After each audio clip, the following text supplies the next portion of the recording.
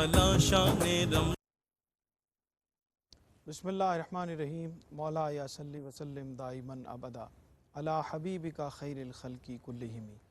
नाज़रीन इकराम, शान रमज़ान की RYQ TV की ये ट्रांसमिशन लाहौर स्टूडियो से आप देख रहे हैं और नेमत इफ्तार में अजीम लोगों के अखलाक हमारा ये प्रोग्राम और आपका मेज़बान डॉक्टर सरवर हुसैन नक्शबंदी हाज़िर खिदमत है। प्रोग्राम का आगाज़ हम हम्द बारी ताला से करते हैं और आपका जो फ़ीडबैक है हम्द बारी ताला के हवाले से बहुत ज़बरदस्त है और बड़ी खुशी होती है कि जब आप हमारी किसी भी काविश को सराहते हैं और इस बात का इजहार करते हैं कि इस प्रोग्राम की वसातत से अल्हम्दुलिल्लाह रोज़ाना एक नई हम्द आपकी खिदमत में पेश की जाती रही जिसको आपने मोहब्बत से नवाजा।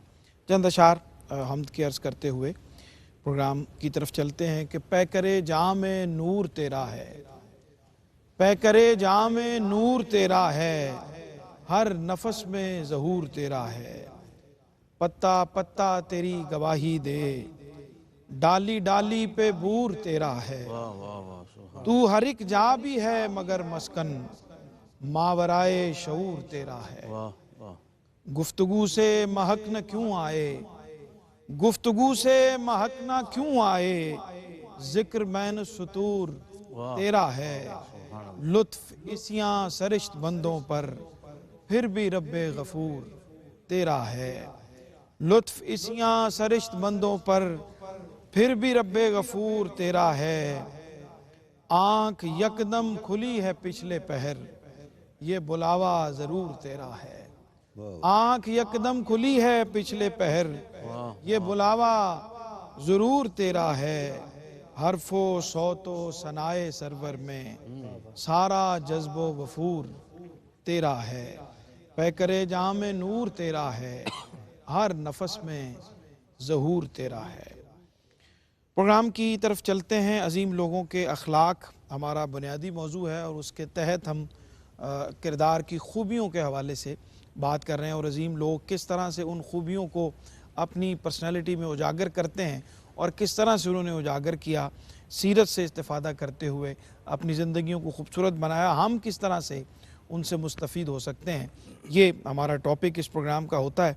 हमारे साथ खुशबख्ती है कि आज हमें ज्वाइन किया है जनाब ख्वाजा ग़ुलाम कुतुबुद्दीन फ़रीदी साहब, ज़ेब आस्ताना आलिया ख्वाजा मोहम्मद यार फ़रीदी गढ़ी इख्तियार खां।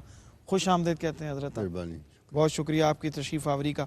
सैयद मोहम्मद फ़हीम शहज़ाद बुखारी साहब आस्ताना आलिया बोकन शरीफ से, हज़रत आपका भी बेहद शुक्रिया, आप तशरीफ़ फरमा हुए।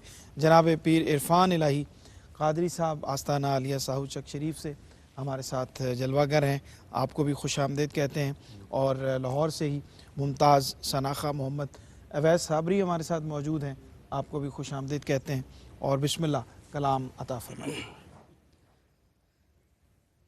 मदीने तक रसाई हो रही है,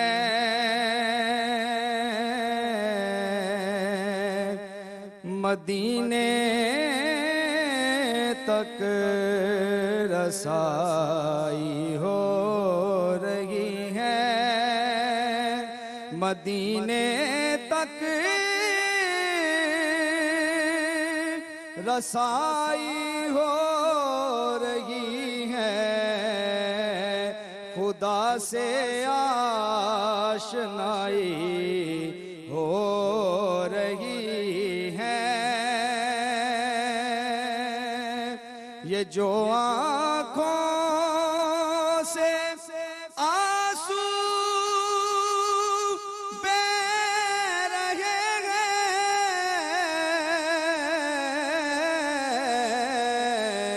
ये जो आँखों से आंसू बह रहे हैं, मेरे दिल की सफाई हो रही है।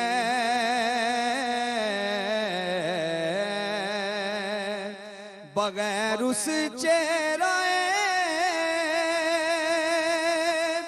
अनवर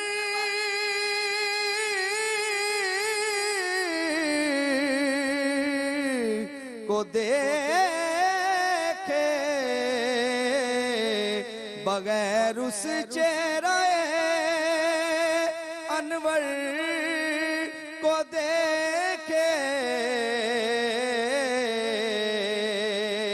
فدا ساری خدائی ہو رہی ہے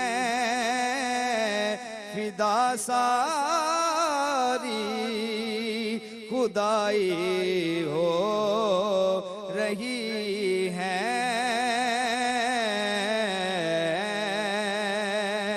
کہیں اشکوں میں دل ہی نہ بہہ جائے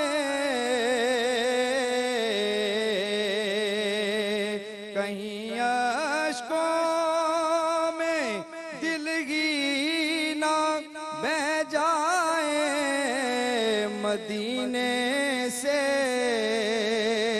جدائی ہو رہی ہے مجھے یوں ہی نہیں سلطان کہتے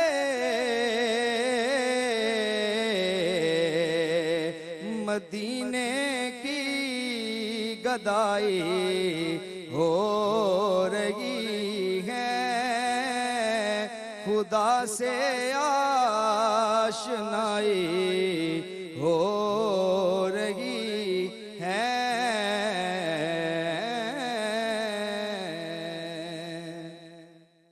اللہ سبحان اللہ، جیتے رہیں۔ بہت خوبصورت کلام اور خوبصورت انداز سے ماشاءاللہ آپ نے پیش فرمایا۔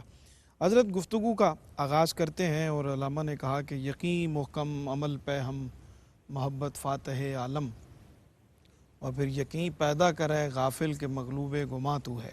تو عظیم لوگ جو ہیں وہ صاحب تیقن ہوتے ہیں اور لا تقنطوا من رحمت اللہ کا مصداق ہوتے ہیں کہ اللہ کی رحمت سے کبھی بھی وہ مایوس نہیں ہوتے۔ تو یقین جو ہے یہ کتنا ضروری ہے کردار کی پختگی کے لیے، اور مایوس کرنا اور مایوس ہونا یہ کیسے کردار کے اندر خامی پیدا کرتا ہے، اس حوالے سے رہنمائی فرمائیے۔ بسم اللہ الرحمن الرحیم۔ شکریہ ڈاکٹر صاحب، آپ نے آغاز ہی علامہ کے کلام سے کر دیا ہے۔ میں بھی علامہ کے حوالے سے ایک بات آپ کی خدمت میں عرض کروں گا۔ یقین کے بارے میں علامہ اقبال نے خوبصورت بات کی۔ وہ فرماتے ہیں ہمارا جو عقیدہ اہل سنت کا جی کہ اولیاء کرام مرتے نہیں ہیں، ٹھیک، بل ینتقلون من مکان الی مکان آخر، صحیح، وہ ایک جگہ سے دوسری جگہ منتقل ہوتے ہیں۔ عام طور پہ یہ سب لوگ جو نہیں مانتے وہ بھی انتقال کا لفظ ضرور استعمال صحیح، کرتے ہیں، صحیح۔ اس کا معنی یہی ہوتا ہے کہ وہ ایک جگہ سے دوسری جگہ منتقل ہو گئے۔ سوال یہ پیدا ہوتا ہے کہ جب انسان نے کل نفس ذائقۃ الموت کے زمرے میں آتا ہے تو پھر موت تو آتی ہے، تو پھر آپ کیسے کہتے ہیں کہ یہ مرتے نہیں ہیں؟ ایک بات تو یہ ہے کہ کل نفس ذائقۃ الموت کا معنی یہ نہیں ہے کہ سب نے مر جانا ہے، اس کا معنی یہ ہر نفس نے موت کو چکھنا ہے۔ صحیح، صحیح، یہ دو باتیں اس میں ہو گئی۔ ایک تو یہ کہ موت نے ہمیں نہیں چکھنا، ہم نے موت کو چکھنا ہے۔ دوسری بات یہ ہے کہ ہمیں چکھن جوگی ملنی ہے، زیادہ نہیں ہوگی۔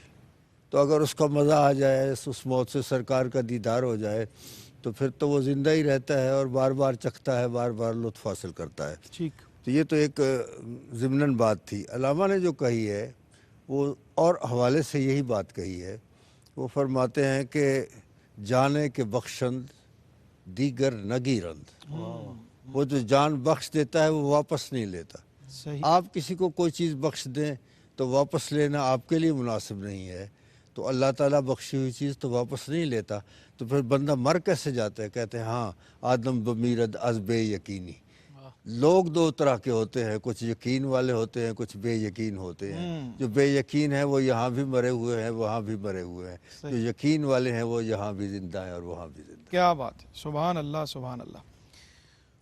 پیر صاحب، توکل کے معنی سمجھنا بہت مشکل ہے، اس کا معنی ہرگز یہ نہیں لیا جانا چاہیے کہ آپ اپنی کاوش چھوڑ دیں، کوشش چھوڑ دیں، محنت چھوڑ دیں اور توکل کر کے بیٹھ جائیں، لیکن اللہ کے جو بندے ہیں وہ کاوش، کوشش، محنت پوری کرتے ہیں اور اس کے بعد اس کا نتیجہ، اس کا رزلٹ پہ توکل کرتے ہیں اللہ کی بارگاہ میں۔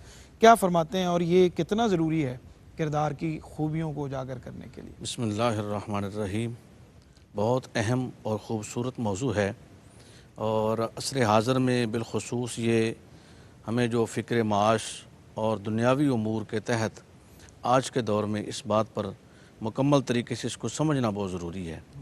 قرآن مجید فرقان حمید میں بھی اللہ رب العزت نے فرمایا وَمَن يَتَوَكَّلْ عَلَى اللَّهِ فَهُوَ حَسْبُهُ، اور دوسرے مقام پر فرمایا وَعَلَى اللَّهِ فَتَوَكَّلُوا إِن كُنتُم مُؤْمِنِينَ، یعنی صاحب ایمان لوگوں کی صفات میں یہ بات شامل ہے کہ وہ اللہ پہ توکل کرتے ہیں۔ اب توکل ہے کیا؟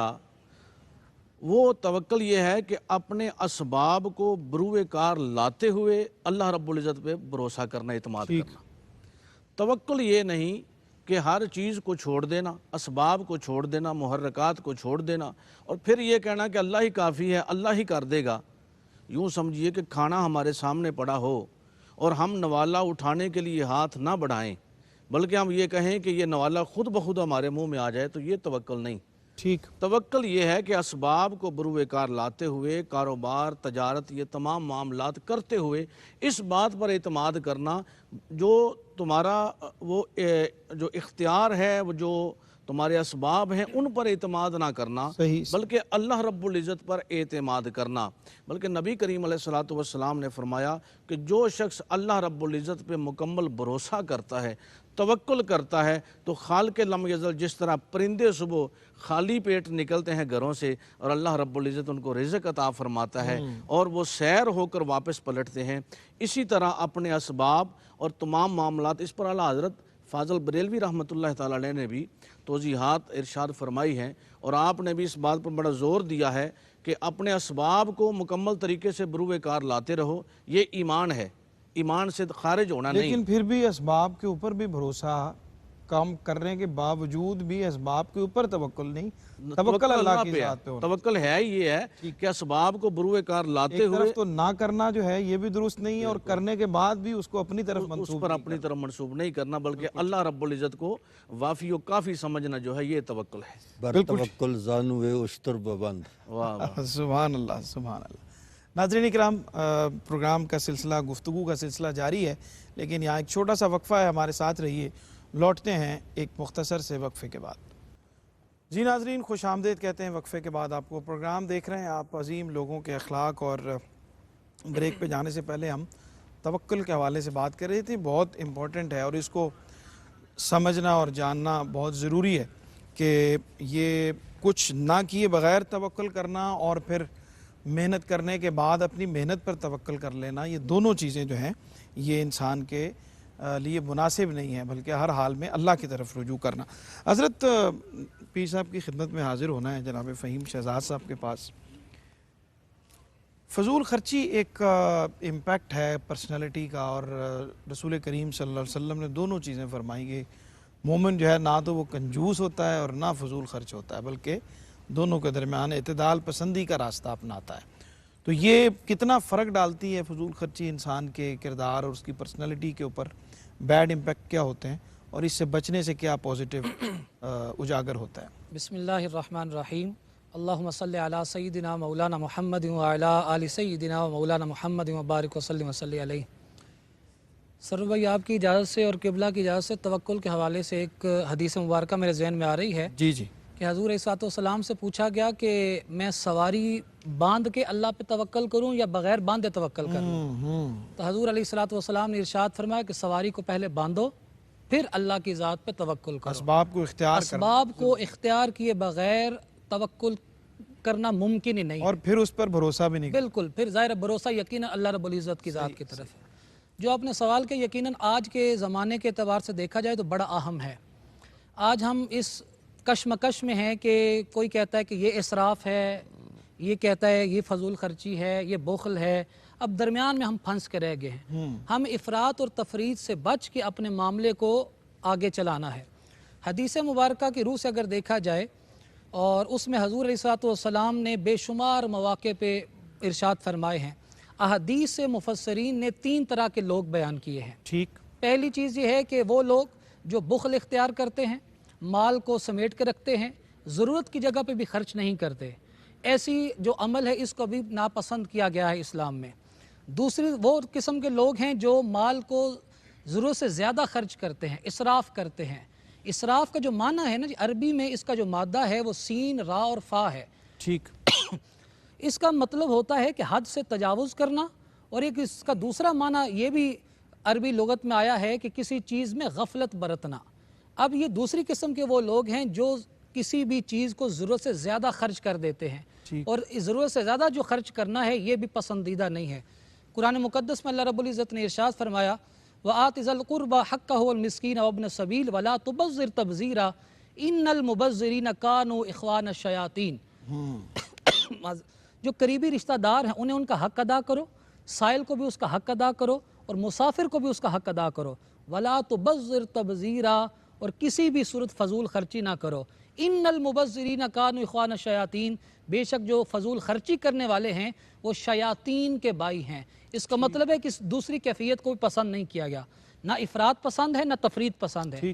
تیسری قسم کے وہ لوگ ہیں جو اللہ رب العزت اور اس کے رسول مکرم علیہ الصلوۃ والسلام کی تعلیمات کے مطابق اس کی نعمتوں کو خرچ کرتے ہیں، اس ایسی کیفیت میانہ روی اور اعتدال کو پسند کرتے ہیں۔ یہ جو کیفیت ہے یہ اللہ اور اس کے رسول کے ہاں پسندیدہ ہے۔ اب یہ جو کیفیت ہے اس لیے ہے، اب یہ اسراف مال کا بھی ہو سکتا ہے، اسراف علم کا بھی ہو سکتا ہے، اسراف عقل کا بھی ہو سکتا ہے، وسائل کے ضیاع کا بھی مختلف چیزوں کا اسراف ہو سکتا ہے، لیکن عمومی ہمارے ہاں جو اسراف ہے وہ مال کا مراد لیا جاتا ہے۔ مال کو اسراف سے یا بخل کرنے سے منع اس لیے کیا گیا کہ مال اللہ تعالیٰ کی نعمتوں میں سے ایک نعمت ہے، اور جو نعمتیں ہیں وہ اللہ کی رب العزت کی طرف سے ہوتی ہیں، اور مال ایک ایسی چیز ہے کہ حضور علیہ الصلوۃ والسلام نے ارشاد فرمایا قیامت والدن ابن آدم جب تک 4 سوالوں کے جواب نہیں دے گا اللہ رب العزت اسے اپنے سامنے سے ہٹنے نہیں دے گا۔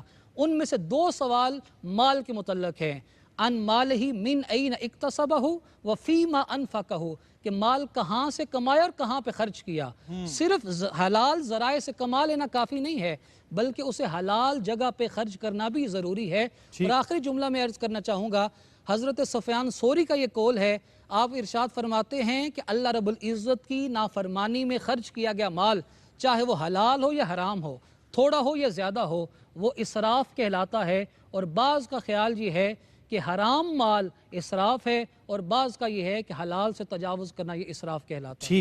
ٹھیک حضرت، زبان پہ کنٹرول رکھنا، خاموشی اختیار کرنا، بد زبانی نہ کرنا، برا لفظ نہ کسی کے لیے کہنا، یہ بڑا امپورٹنٹ ہے۔ حضور نے بھی کہا کہ اس کی ضمانت دیتے ہو تو جنت کی ضمانت میں سے ایک یہ ہے کہ اپنی زبان پر جو شخص کنٹرول کرتا ہے، تو یہ کتنا عظیم لوگوں نے اس کو کس طرح سے اختیار کیا اور اس کے ذریعے سے کس طرح سے اپنی پرسنالٹی کو گروم کیا اور کیسے کرنے کی ضرورت ہے۔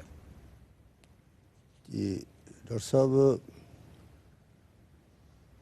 زبان سے جو لفظ نکلتا ہے یہ تلوار سے زیادہ تیز ہوتا ہے۔ ٹھیک، کہتے ہیں کہ جراحات السنان لہا التیام ولا یلتام ما جرح اللسان، کہ تلوار کا جو زخم ہے اس کا تو کوئی مرہم ہوتا ہے، کوئی علاج ہوتا ہے، لیکن جو زبان کا زخم ہے اس کا کوئی علاج نہیں ہوتا۔ ٹھیک، یہی زبان ہوتی ہے جو دل کو راحت پہنچاتی ہے، یہی زبان ہوتی ہے جو دل کو تکلیف پہنچاتی ہے۔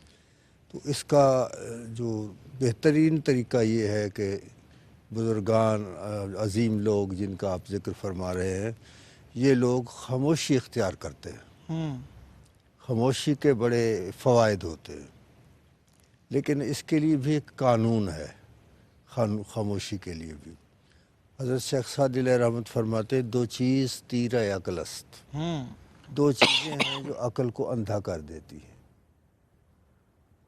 2 چیز تیرہ عقل است، دم فرو بستن بوقت گفتن، جب کہنے کی ضرورت ہو تو اس وقت خاموش ہو جانا، صحیح، اور گفتن بوقت خاموشی ہو، جب خاموش ہونے کا وقت ہو تو اس وقت بول پڑنا۔ تو یعنی اس کے لیے موقع محل بھی دیکھنا بڑا ضروری ہوتا ہے کہ آپ جو بات کر رہے ہیں کس وقت کر رہے ہیں، کس وقت نہیں کر رہے۔ بعض اوقات ایسا ہوتا ہے کہ کچھ آپ کی کسی بات کا بہت اچھا اثر ہو جاتا ہے، بعض اوقات غلط بات بھی اچھا اثر پیدا کر دیتی ہے۔ صحیح۔ سعدی صاحب نے ایک واقعہ لکھا ہے کہ ایک بادشاہ نے ایک قیدی کو قتل کرنے کا حکم دیا، جی۔ اس کی زبان کچھ اور تھی۔ اس نے جب دیکھا کہ یہ تو میرے لیے آرڈر ہو گیا ہے، اب مجھے قتل کر دیں گے، تو اس نے کہا قتل تو ہونا ہی ہے، لہذا جو کہہ سکتا ہوں وہ تو کہوں۔ اپنی زبان میں اس نے بادشاہ کو گالیاں دینی شروع کر دی۔ اذا یئس الانسان طال لسانہ، جب انسان نا امید ہوتا ہے تو اس کی زبان لمبی ہو جاتی ہے۔ کسنور مغلوب یصول علی القلب، کہ جو کمزور بلی ہوتی ہے وہ بھی حملہ کر دیتی ہے کتے پر، تو اس نے بھی اپنا حملہ کر دیا۔ بادشاہ کو سمجھ نہیں آ رہی تھی اس کی زبان۔ اس نے وزیر سے پوچھا کسی کو پتہ ہے بھئی یہ کیا کہہ رہا ہے؟ ایک وزیر نے کہا جی حضور مجھے پتہ ہے۔ اس نے کہا کیا کہہ رہا ہے؟ اس نے کہا یہ کہہ رہا ہے والکاظمین الغیظ والعافین عن الناس، واہ۔ یہ تو غصے کو پی جانے والے لوگ ہوتے ہیں، اللہ کو جو محبوب ہوتے ہیں، لوگوں کو معاف کر دینے والے ہوتے ہیں۔ ٹھیک۔ تو ایک اور وزیر تھا اس کا جو اس کا مخالف تھا، اس نے کہا بادشاہ یہ تو اس لائق نہیں ہے کہ آپ کی مصاحبت میں رہے، اس کو فارغ کر دیا جائے، اس نے اتنا جھوٹ بولا ہے، وہ آپ کو گالیاں نکال رہا ہے اور یہ کہتا ہے کہ قرآن کی آیت پڑھ رہا ہے۔ تو وزیر بادشاہ نے کہا تیرے اس سچ سے مجھے اس کا جھوٹ زیادہ پسند ہے، ٹھیک۔ کیونکہ اس کی نیت ایک جان کو بچانے میں تھی اور تیری نیت ایک جان کو خطرے میں ڈالنے میں۔ بالکل ٹھیک، بالکل ٹھیک۔ ابھی ہمیں جوائن کیا ہے نوجوان حافظ محمد عثمان صاحب نے، خوش آمدید کہتے ہیں جناب آپ کو، اور بسم اللہ کلام عطا فرمائیے حافظ محمد عثمان قادری صاحب، بسم اللہ۔ جہاں بھی ہو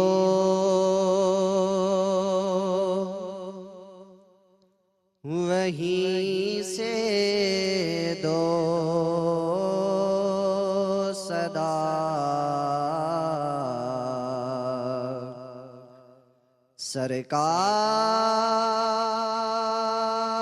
سرکار سنتے ہیں،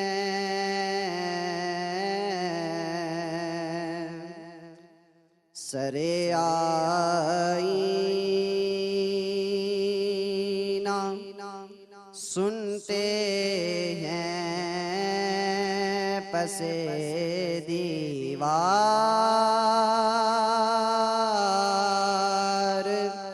سنتے ہیں، کھڑے رہتے ہیں اہل تخت بھی دہلیز پہ ان کی،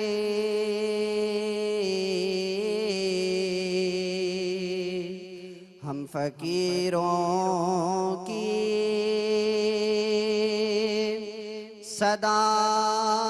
صدائیں بھی شہ ابرار سنتے ہیں،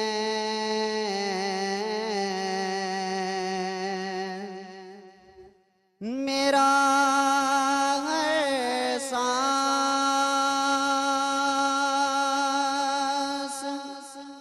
ان کی آہٹوں کے ساتھ چلتا ہے،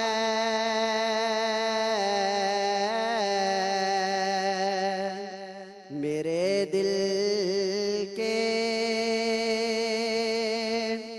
دھڑکنے کی بھی وہ رفتار سنتے ہیں، گناہگاروں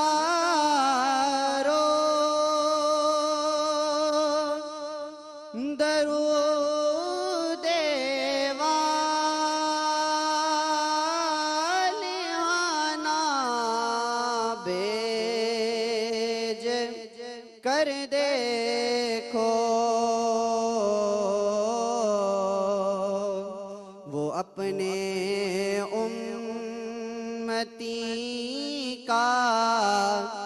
نغمۂ کردار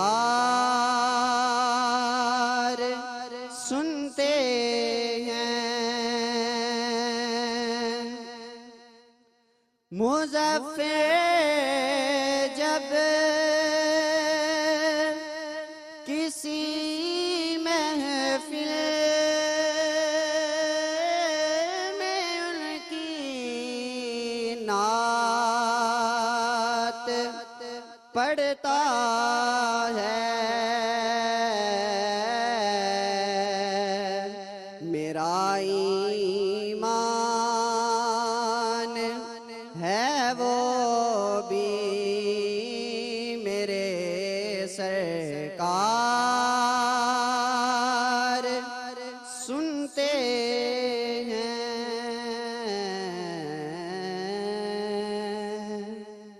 جزاک اللہ۔ ناظرین اکرام، بریک کا وقت ہے، ہمارے ساتھ رہیے، واپس آتے ہیں ایک چھوٹے سے وقفے کے بعد۔ ناظرین خوش آمدید کہتے ہیں وقفے کے بعد آپ کو۔ پروگرام دیکھ رہے ہیں آپ، عظیم لوگوں کے اخلاق، اور مختلف زاویوں سے ہم بات کر رہے ہیں۔ ایفائے عہد، وعدے کا نبھانا، حضرت بڑی امپورٹنٹ چیز ہے، اور حضور نے ارشاد فرمایا کہ لا ایمان لمن لا امانتہ ولا دین لمن لا عہد لہ، کہ اس میں ایمان نہیں جس میں امانت داری نہیں، اور اس کا دین نہیں جس میں عہد کی پابندی نہیں۔ کیا فرماتے ہیں اس حوالے سے؟ جی ڈاکٹر صاحب دیکھیں، سب تو پہلے سے تو ہم قرآن مجید میں دیکھتے ہیں، فرمایا گیا وَأَوْفُوا بِالْعَهْدِ إِنَّ الْعَهْدَ كَانَ مَسْئُولًا۔ حدیث مبارکہ کے اندر بھی نبی کریم علیہ السلام نے منافقین کی علامات میں سے ایک علامت یہ رکھی ہے، وعدے کو نہ نبھانا، وعدے کی خلاف ورزی کرنا۔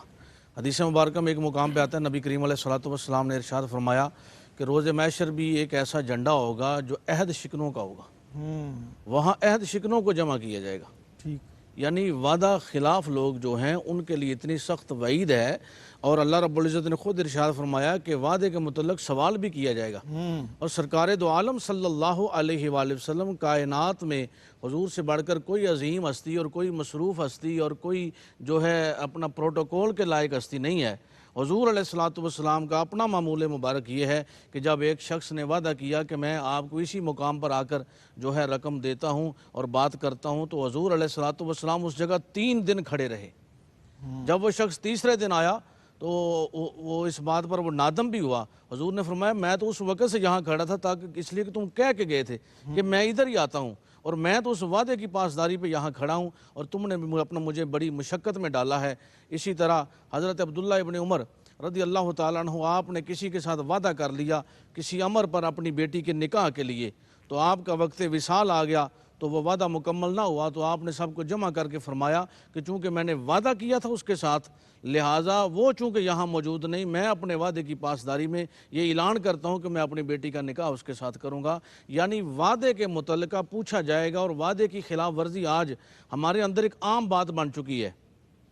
یعنی بالخصوص ٹائم کے وعدے کو تو ہم سمجھتے نہیں، 2 4 5 گھنٹوں کو تو ہم سمجھتے نہیں اس بات کو، اس میں ہم مبلغین بھی شامل ہیں، مشائخ بھی شامل ہیں، اور عوام بھی شامل ہیں۔ اگر ہمیں بھی ٹائم 6 بجے کا دیا ہے تو پروگرام 9 بجے کر رہے ہیں، تو یہ باتیں تمام جو ہیں یہ وعدہ خلافی میں اور جو اپنے عہد کی پاسداری میں آتی ہیں، اور اس کے لیے لازم یہ ہے چونکہ یہ منافقین کی جو ہے اقسام میں سے ایک قسم ہے، تو ایمان والوں کے لیے لازم یہ ہے وہ وعدوں کو مکمل کریں، اپنے عہد کو نبھائیں، اور اسی میں کامیابی اور سالمیت ہے، اور ایمان کا اور اسلام کا حسن یہی ہے۔ اور حدیث مبارکہ میں نبی کریم علیہ السلام نے فرماتے ہیں کہ ضروری نہیں مسلمان سے وعدہ کرتے ہو تو نبھاؤ، فرماتے ہیں کافر سے بھی اگر وعدہ کیا نا تو اس کو مکمل کرو، ٹھیک، مسلم سے کرو یا کافر سے کرو، اس وعدے کو مکمل کرو۔ تو اس لیے آج ہمارے لیے لازم یہ ہے ہم اپنے عہد کو پورا کریں، اور ہر کسی کے ساتھ اپنی جو وعدے کرتے ہیں ان کو ہم مکمل کریں۔ بالکل ٹھیک۔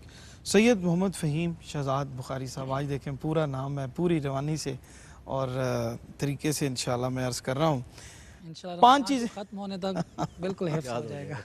5 چیزوں کا آج ہم نے ذکر کیا ہے، جس میں وعدے کی پابندی ہے، زبان پر کنٹرول ہے، توکل ہے، اور اسی طرح سے فضول خرچی ہے، اور ان 5 چیزوں کا بحیثیت مجموعی کتنا امپیکٹ ہوتا ہے انسان کی پرسنالٹی پہ، اور ان کو اگر کنکلوڈ کریں ان چیزوں کو تو یہ کس طرح ہمارے اندر پیدا ہونی چاہیے۔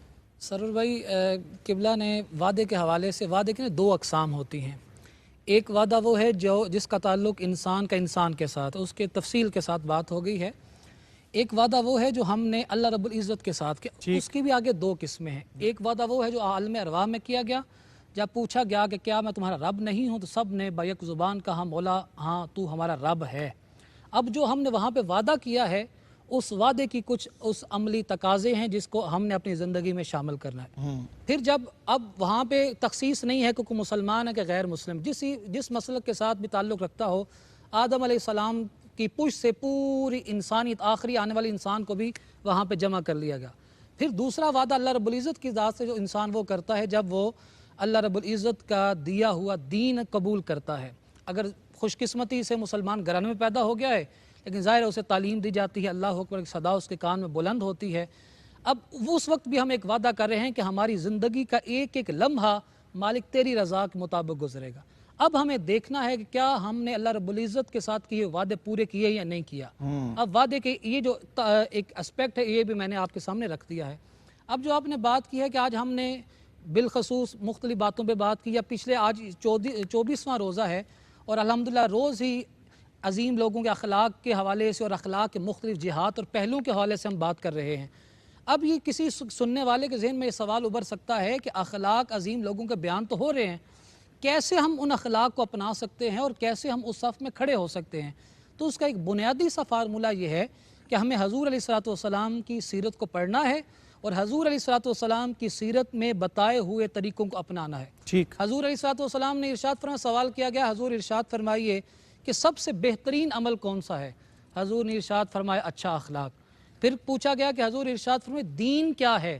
حضور نے ارشاد فرمایا اچھا اخلاق، اور ساتھ ہی ارشاد فرمایا کہ اللہ رب العزت کی عزت کی قسم جس کے قبضہ قدرت میں میری جان ہے، جنت میں صرف وہی جائے گا جس کے اخلاق اچھے ہوں گے۔ بالکل ٹھیک۔ اب اخلاق کے مختلف جہات ہیں، ہمیں ان جہات کو غور کرنا ہے، اپنی زندگی میں غور کرنا ہے، اپنا مشاہدہ اور مطالعہ کرنا ہے کہ ہم کہاں پہ کھڑے ہیں۔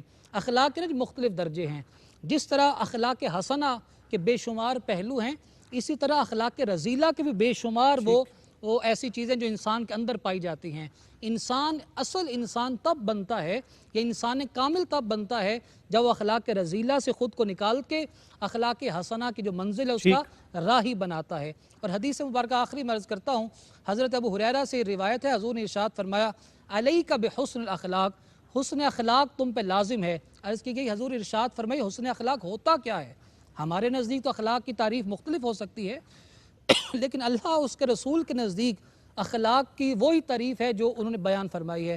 آپ نے ارشاد فرمایا 3 جملے ارشاد فرمائے، ان تصل من قطعک وتعطی من حرمک وتعفو عن من ظلمک۔ اخلاق یہ ہے کہ جس انسان کے ساتھ سامنے والا تعلق توڑنا چاہے اس کے ساتھ تعلق قائم کرو، جو تمہیں محروم کرتا ہے اسے عطا کرو، اور جو تم پہ ظلم کرتا ہے بدلہ لینے کی طاقت رکھنے کے باوجود اسے اللہ کے رضا کے لیے معاف کرو۔ یہ اخلاق کا سب سے اعلیٰ درجہ ہے۔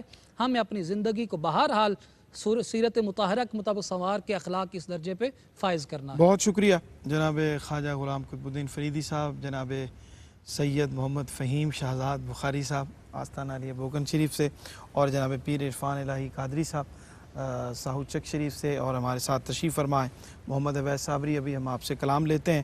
حافظ محمد عثمان، آپ سب کا بے حد شکریہ۔ نعت کے چند اشعار آپ سے عرض کرتے ہوئے کلام شامل کرتے ہیں کہ جہاں کو ہر دکھ کی ہر ایک غم کی دوا ملتی ہے، جہاں کو ہر دکھ کی ہر ایک غم کی دوا ملتی ہے، جب گلے آ کے مدینے کی ہوا ملتی ہے۔ سبحان اللہ۔ موسم ایسا کہ گھلی جاتی ہے شبنم دل میں، موسم ایسا کہ گھلی جاتی ہے شبنم دل میں، خاک ایسی جسے چھو لیں تو شفا ملتی ہے۔ نعت پڑھتے ہوئے سرشار ہوا جاتا ہوں، میری نسبت لب حسان سے جا ملتی ہے۔ نعت پڑھتے ہوئے سرشار ہوا جاتا ہوں، میری نسبت لب حسان سے جا ملتی ہے۔ آپ کی مدح کا ہوتا ہے وہاں سے آغاز، سرحد عقل جہاں عشق سے آ ملتی ہے۔ اور ایک درویش نے سرور یہ بتایا ہے مجھے، عشق احمد میں فنا ہوں تو بقا ملتی ہے۔ ناظرین اکرام، ڈائریکٹر صاحب کے کہنے پہ ایک بار پھر میں عرض کر دیتا ہوں کہ ایک درویش نے سرور یہ بتایا ہے مجھے، عشق احمد میں فنا ہوں تو بقا ملتی ہے، جب گلے آ کے مدینے کی ہوا ملتی ہے۔ انشاءاللہ کل آپ سے ملاقات ہوگی، کلام شامل کرتے ہیں جناب صابری صاحب. مجھے آپ نے بلایا،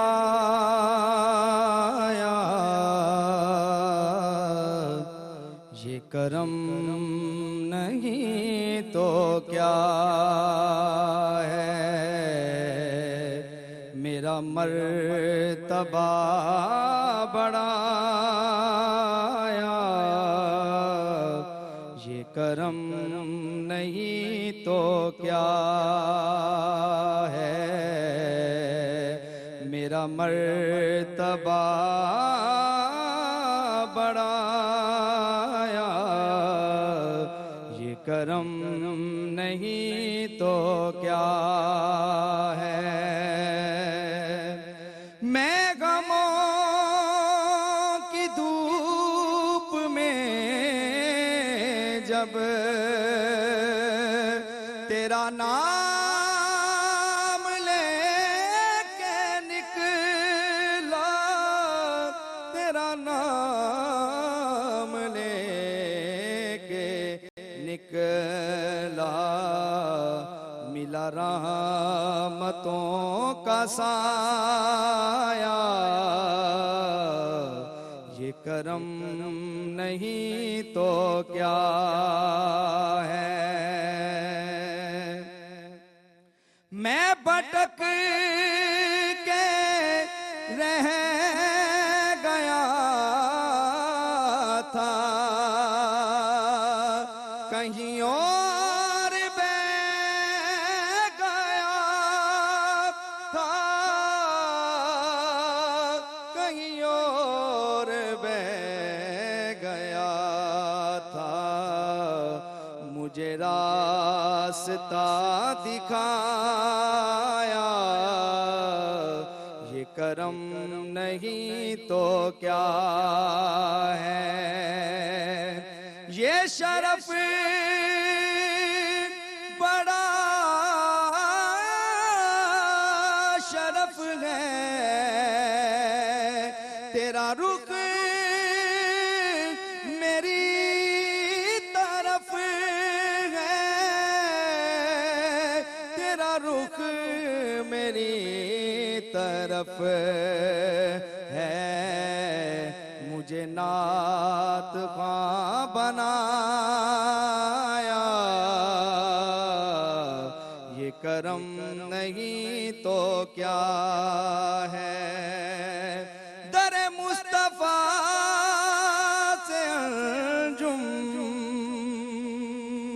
میں خدا گیا، میرا دل میں خدا گیا، میرا دل نہیں لوٹ کر آیا، یہ کرم نہیں تو کیا ہے.